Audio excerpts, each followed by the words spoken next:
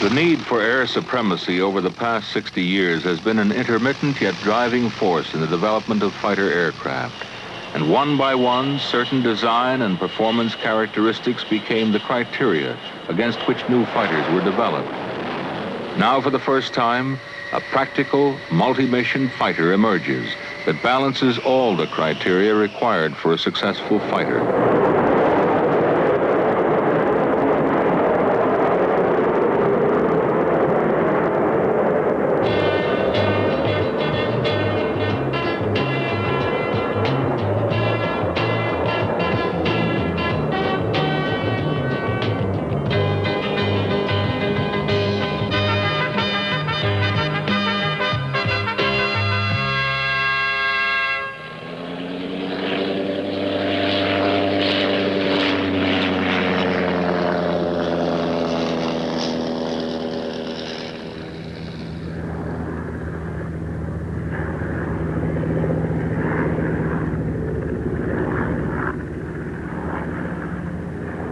When you consider that man had just succeeded in sustaining powered flight for a matter of seconds in 1903, it was more astounding that in 1917, an agile flying machine mounting synchronized guns was influencing the outcome of large-scale war on the Western Front and forging a doctrine of air supremacy that would affect the conduct and outcome of all subsequent wars.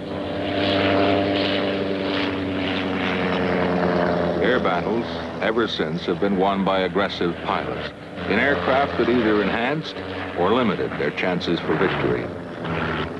Success in aerial combat was related to their ability to see the enemy first, put him on the defensive, outperform, and destroy him.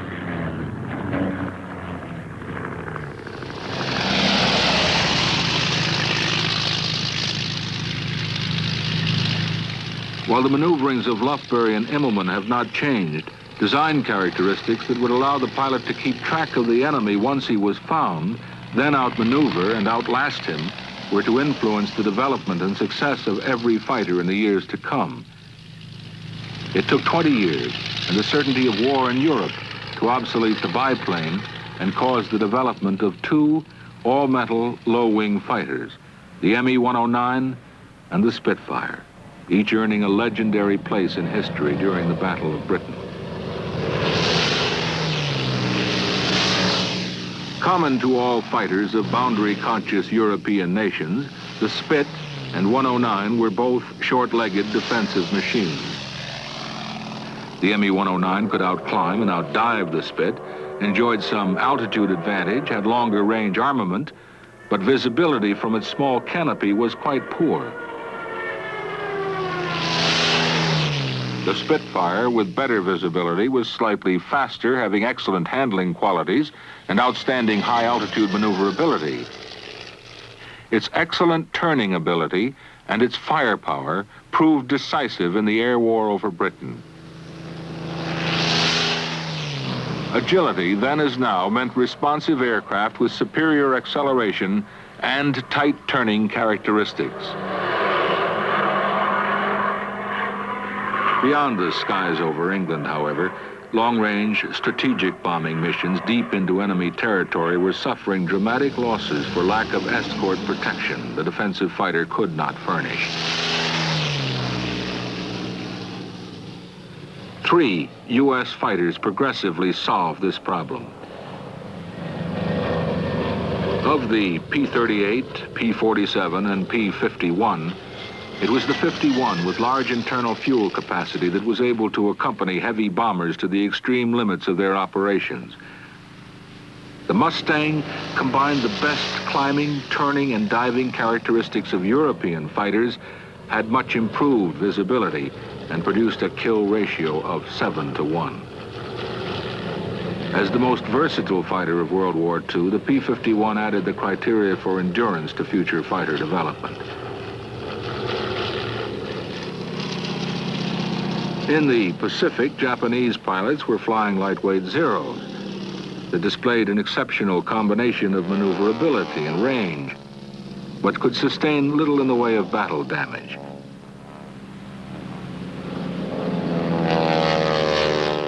Even though our own Navy fighters, like the durable Hellcats and Corsairs, were less maneuverable than the Zero, their ruggedness and heavier firepower provided the margin of victory. Grumman Hellcats, in particular, achieving a kill ratio of 19-1. Post-war fighter development went into the doldrums much as it did after the First World War, with one exception. The Russians, recognizing the decisiveness of air superiority in World War II, intensified their development of fighters, and less than 5 years later, the U.S. experienced a growing technological know-how of its former World War II ally when F-86s engaged superior Soviet-built MiG-15s in Korea. After flying from Seoul to the Yalu, it was only a better trained and experienced combat pilot using improved tactics in a rugged swept-wing Sabre that maintained a margin of air superiority over North Korea.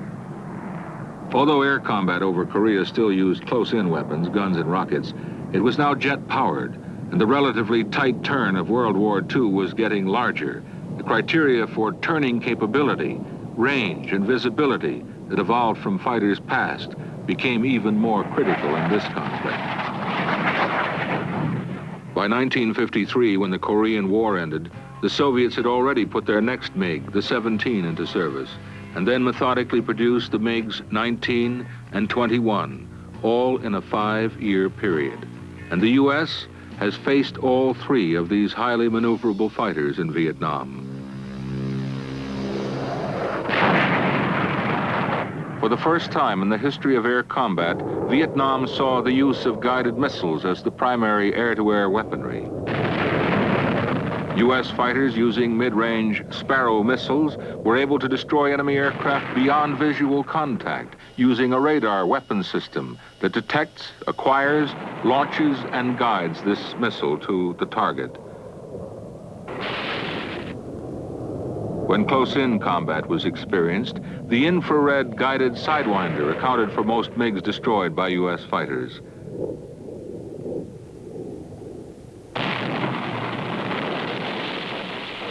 U.S. lead in this technology paid dividends in the early stages of air combat, but then the North Vietnamese reached parity by using ground-controlled hit-and-run tactics. Only improved command and control and intensified air combat training regained U.S. advantage. The F-4 Phantom just barely held its own in this electronically dominated airspace because it is an interceptor used as a fighter, finding it difficult to compete with a fighter designed as a fighter. Holding our own has been a matter of complicated tactics, intensive training, and 2 able men offsetting hardware deficiencies. This is an expensive and time-consuming remedy and would be futile if we found ourselves either without the time to accomplish it or up against an enemy with equal or superior skills coupled with better machines.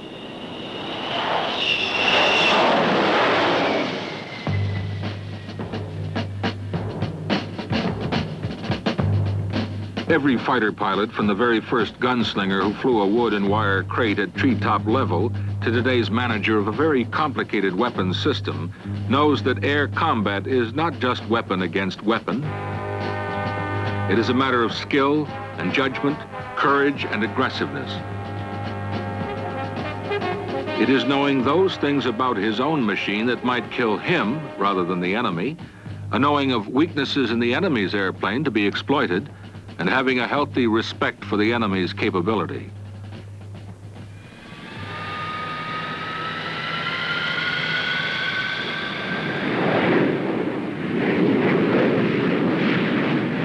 There is little way for the layman to experience the air combat environment, but one way to capture something of this violence is to sense visual relationships using motion picture cameras, installing them where the viewer can account for his own airplane, the terrain, the horizon and sky, and the enemy all at once.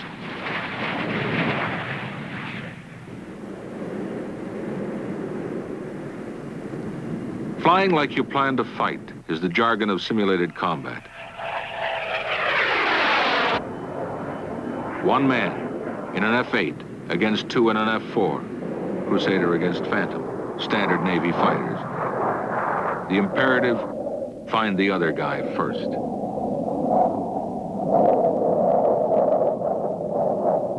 Having achieved initial firing position because of its better radar, the F-4 gets first advantage. Tally-ho, 9 o'clock, low, 6 miles. To counter the Phantom's advantage, the Crusader must execute a defensive turn. The F-8 pilot meets the Phantom head-on. Now all the action is outside the cockpit. Dogfighting is the order of things now, and both crews are concerned with exactly what Rickenbacker and von Richthofen were concerned with over half a century ago. Position, angle off, airspeed, get the enemy on the defensive. The fighter pilot does not always have the luxury of deciding how and when he will meet the enemy, but once engaged, there is but one alternative. Destroy him before he destroys you. The classic dogfight involving 2 or more jet fighters is a brief, fuel-consuming encounter at best and must reach its conclusion within several minutes. It is the engagement of last resort, the least desirable, most demanding way to fight for man and machine. Never underestimating his opponent, the fighter pilot must judge the maneuvering ability of his adversary during the first seconds of the engagement. From that point on, he must continuously and rapidly predict his opponent's strategy and be able to counter effectively. The Phantom and Crusader are conventional fighters, and in this violent arena of changing speed, altitude, and G-forces, both experience less than optimum wing performance most of the time, only because their respective wings are fixed for best performance in a small band of the tactical envelope. Their different energy levels give each distinct advantages at different altitudes, and this reflects on the skill of the pilot and the performance of the airplane as well. Keeping visual contact and never looking in his cockpit for one moment, he must also assess the effects of sun and clouds and include these in his own battle strategy. All this will occur during extreme and rapid altitude changes from the deck to 35,000 feet, and he will experience equally rapid and debilitating physical forces on his whole system from 0 to 7 Gs. While undergoing these conditions, he must not think about flying his own machine, or where the horizon is, or whether he's right side up or upside down, or whether the machinery is working or not working, whether it's stalling or not stalling. His whole consciousness glued to the enemy's airplane. During an average 120-second fight, he may get 2 or perhaps 3 brief opportunities to destroy his opponent. And in these seconds, he will have to select the most effective weapon at his disposal, fitting range, speed, and angle off to the circumstance of the moment. In his total involvement, he must never forget that enough fuel must be preserved to get back to home base. If the battle has not been joined and fuel reserves dictate disengaging, the fighter could be destroyed in its escape. Running out of fuel is tantamount to a kill for the opponent.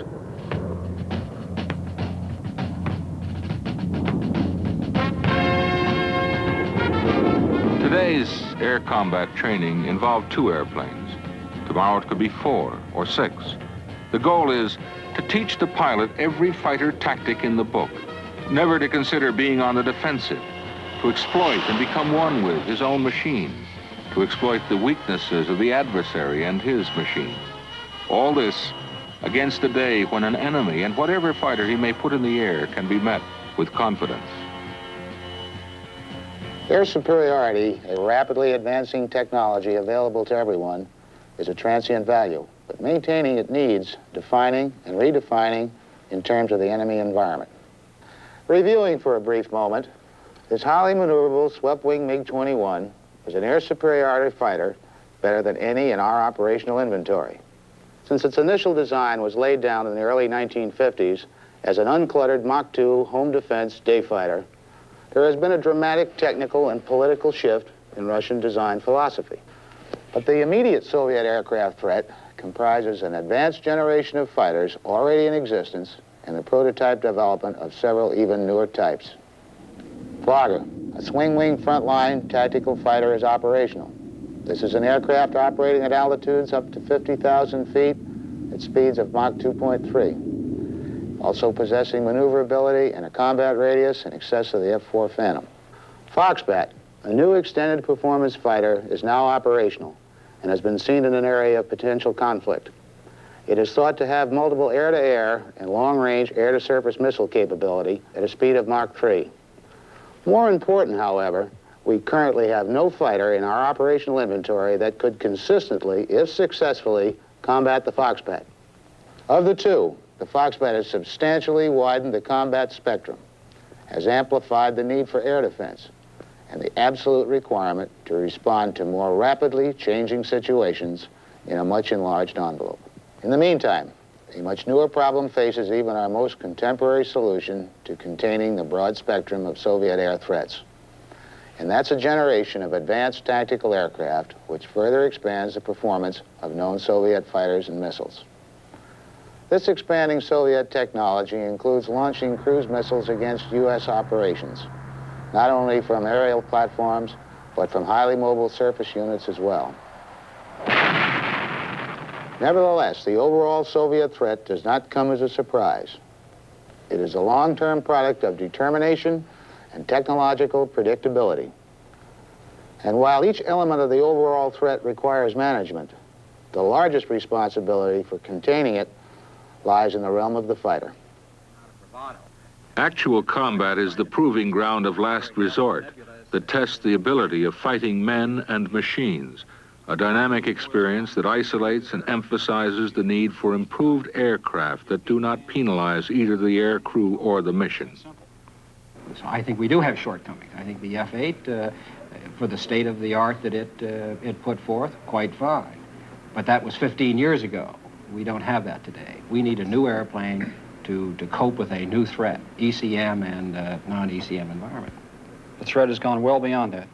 It's a multi-plane attack with a bunch of missiles, very coordinated, a lot of ECM, a very sophisticated attack, and it takes a tough system to handle that. Now, it's not a one-on-one situation. So I think the first thing that we should look for in a fighter, or in any airplane that we buy, is a real meaningful range. And I think 500-600 miles doesn't stick in my throat a bit. The airplane should be able to fight 500 miles away from the carrier. We need a fighter that's got endurance, that's got long legs. Part of any ACM engagement is fuel. That's where your performance comes from. The more fuel you have, the more you can dump that out the tailpipe to give you thrust. And that's one of the elements to winning the fight. And so, we plan our response to the threat, keeping in mind that the criteria for a successful fighter have never changed, the goal being to balance these against the technical capabilities of a potential enemy. We're going to change our style for a few moments to review those elements that evolution, experience, enemy, and environment prescribe as necessary to success in air combat if we are to emerge with any sense of confidence or security in these times. And so, taking some liberties, we're off to the beach.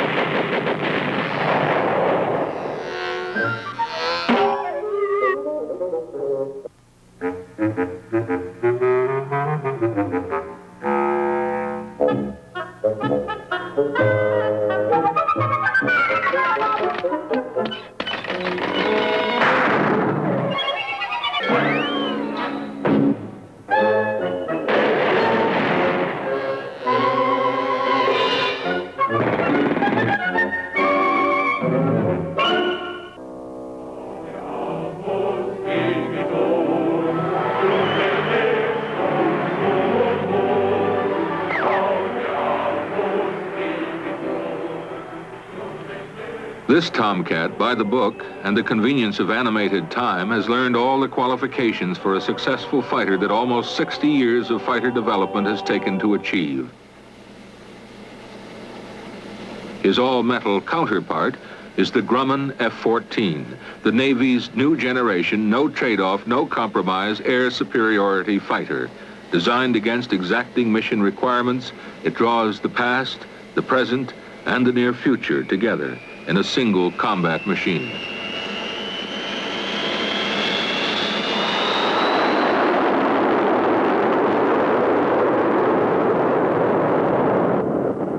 The F-14, combining exceptional power and a variable sweep wing, has the energy and maneuverability vital to controlling fighter engagements. Tomcat's ability to automatically adjust its wing to its speed allows for unmatched agility in close turning combat. The initial impression is that a plane that size just can't turn like it does. We for years have been watching the threat type aircraft or simulation or the threat itself from over our shoulder because they can outturn any fighter we've had in Vietnam, F-8s and F-4s. So here we give a fighter the capability to turn, when you put that in combination with the vertical capability of the aircraft, you always shaking your head, say, you know, it's just not possible for an airplane to turn like this.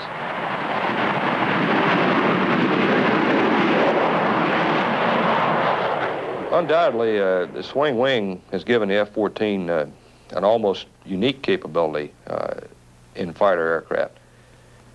With the wing forward, you have a straight wing airplane that at real slow speeds, I'm really talking less than 200 knots, is a fantastic turning aircraft. It probably compares favorably with a T-28. With a wing aft, the airplane has surprised all of us with the turn capability it has. If you look at it very simply, however, it's a delta wing airplane with a wing at 68 degrees. And delta wing airplanes are known turners. Tomcat's all-internal fuel capacity accounts for some of its size, gives it extended range and endurance, lets it take the fight to the enemy, and once engaged, has the combat fuel needed to win. The F-14 is its own tanker. It carries a bag of fuel, and in most cases is not required for tanking on the typical mission to get you way out there and get you way back. For instance, this airplane can leap off from the carrier with a fighter load, 4 missiles, spares, full gun, a couple of sidewinders, full internal fuel, no tanks, run out 350 miles, engage for 2 minutes at max AB, hustle back to the ship, hold overhead for 20 minutes, and land with 2,000 pounds of fuel. That's without tanking and no external tanks. This is at least twice the distances most of us are used to as far as a range for a combat situation in a fighter role off the carrier. The detection range of its AUG-9 weapons system is 3 times that of any in existence, allowing much earlier detection, initial positioning, first firing, and maneuvering for next advantage. The real capability that the F-14 has is multiple track of targets and multiple launch, simultaneous launch at several different targets. If you look at the way the Russians run their tactics, run their exercises, it's fairly obvious you're going to be faced with a number of different targets. This system can detect targets at ranges in excess of twice the range that an F-4 could do it, and can track multiple targets and shoot at those guys at really long ranges. It's really the only, I feel, viable weapon system to counter the Russian threat. Taking advantage of this versatile system, the Tomcat employs both number and variety of weapons, from Phoenix missile to Vulcan cannon, can punch hard at extreme ranges, close in, and anywhere between. The F-14 has some tremendous advantages over past fighters from a backseater's point of view. In the ACM mode, you can actually see out of this airplane. Visibility is unrestricted or nearly unrestricted in all quadrants. You can twist in your seat enough to see right between the vertical tails, which is a tremendous asset in a dogfight situation. Controllability is this fighter's trademark, at the maneuvering extremes of air combat to its behavior around the ship. An honest, safety-prone machine throughout its tactical envelope. I think one of the big advantages that the swing wing obviously is going to give us is the shipboard role. We've got an airplane that's going to come aboard ship at less than 120 knots with the design specifications on the landing gear as far as withstanding high sink rates. We've got an airplane that should have a very impressive safety record. When Tomcat is based ashore, its stole-like qualities allow it to land in 1,800 feet and get airborne again in 900 feet, completing the entire evolution in less than 3,000 feet.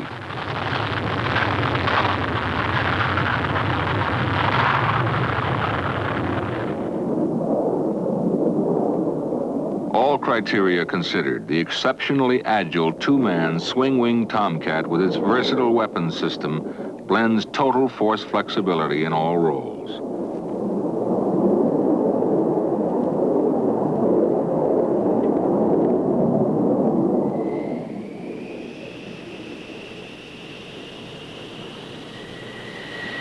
Since there are no points for second place in air combat, The F-14 is by design a criteria-conscious combination of hardware and performance that allows us to match wits with any situation an enemy might create now or in the near future. The F-14 evolved from a requirement to satisfy a multi-mission air superiority fighter role while stressing high performance and close-in air combat maneuvering capability. The F-14 can take the fight to the enemy, and as a dogfighter can outperform any threat airplane flying today or postulated for years to come. A careful blend of superb performance, flexible weapons loading, and combat endurance, this new generation fighter was designed for reliability and ease of employment.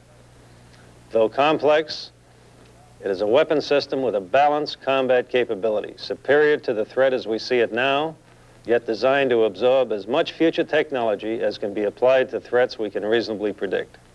In reality, a fighting system with the potential to go further than our existing plans for it. Responsiveness is what we've been talking about in the fighter all along, about this fighter in particular, for it gives the average fighter pilot a better than average chance to defeat the enemy in air combat. The F-14, perhaps the first true multi-mission by design fighter, represents a substantial improvement in the man-machine performance relationship that gives us the initial advantage and allows us to keep it. Translating requirements and criteria into hardware has seen the orderly development of Tomcat. In the overall, a low-risk program appropriate to needs we can honestly identify, carefully match the broad-scope confrontation. More importantly, it carries a two-man crew because the automation required for a one-man crew would restrict its growth, its flexibility, its safety, and in the process, its mission performance. We don't have a corner on technology, and we can be sure that any adversary will use every advantage he might have to outgun us. Today, the F-14 is what it is because it reflects all the criteria essential to, but never achieved before in any single fighter. It does not compromise one performance area for another, and its versatility will provide us with a means to respond for years to come.